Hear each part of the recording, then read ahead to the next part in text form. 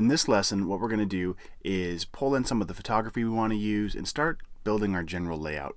So first things first, what I typically do is I'll open up Safari or Chrome or whatever happens to be the browser of choice for that week, and I'll usually do a Google search. So in this case, we're just going to look for a band poster, and then I'll choose images up here on the top. So I just want to see all the images available, and you can see right away that there are a ton of really creative band posters, which is part of the reason why we're doing this in our first exercise. It's something fun. It's something that will teach you how to use brushes, textures, typography, photography, and use all these different pieces to create something fun that you enjoy.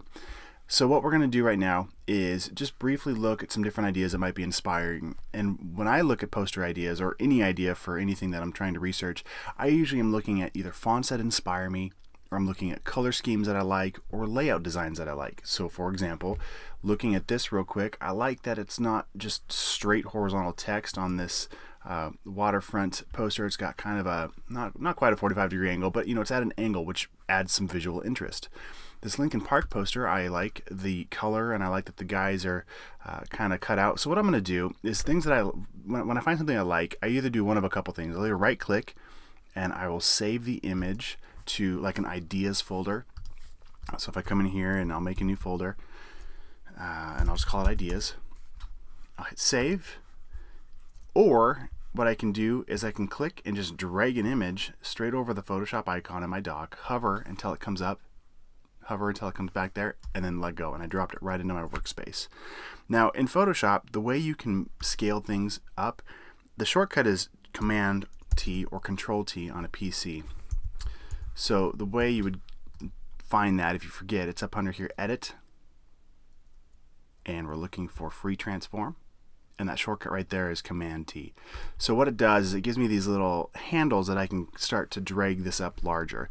And Photoshop will let you skew an image, right? So we want to keep it proportionate. So what we're going to do is hold down the Shift key, and now when I click and drag, it stays in the right perspective here. So when I get it where I want it, I can hit the Enter key, or I can hit this little check mark up here to finish my transform. And I'm just going to start building in a bunch of layers here into this poster file just to start getting some ideas and things I can work with. So I'll come back over here to Safari, and let's just kind of see what else we've got here.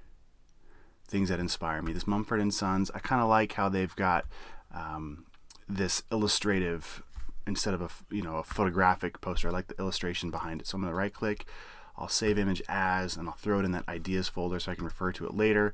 Usually I'd work one way or the other. I'd either save it into that folder, or I would click and drag and drop it right into Photoshop for me to work with later.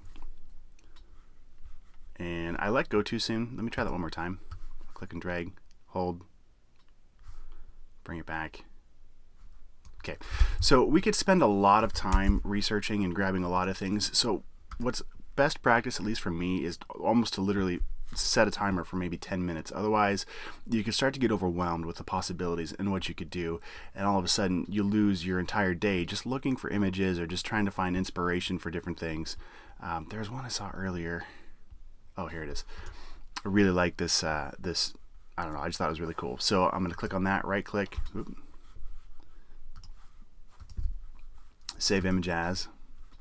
I'll throw it in that folder so I can refer to it later if I need to. And in this case, I'm just going to throw it right into Photoshop.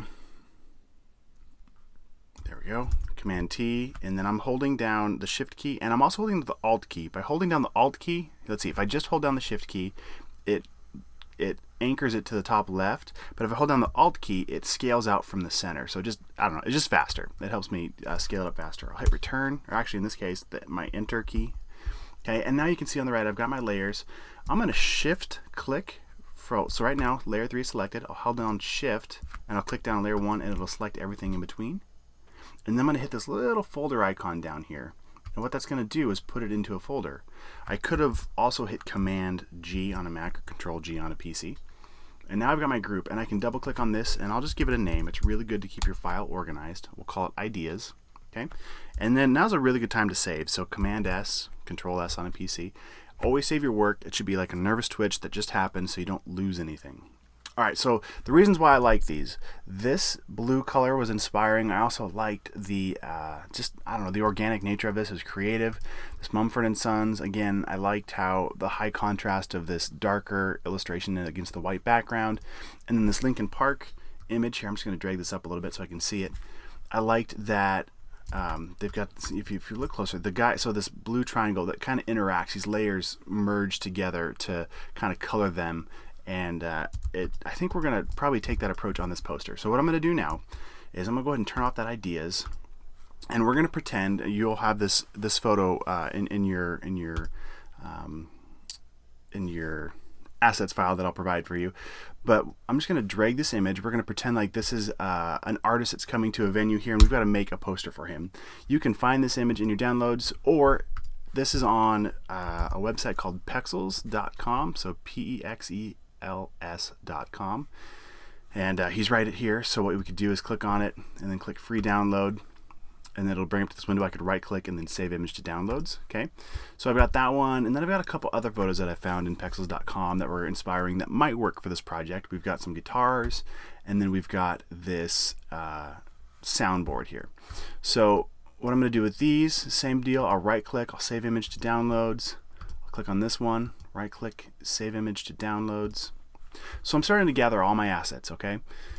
So we've brought him into our workspace, and now what we're going to do is, in the next lesson, we're going to cut him out or isolate this photo. So we'll crop him out, and that's one of the between layers, using layers in Photoshop and making really good selections. Those are the two probably most critical skills you'll learn in Photoshop, because once you master those, you can really do just about anything and composite anything together. So we're going to go ahead and shut this down for this lesson, and the next lesson we'll dive into making selections and starting to work with all of these assets we've started to collect.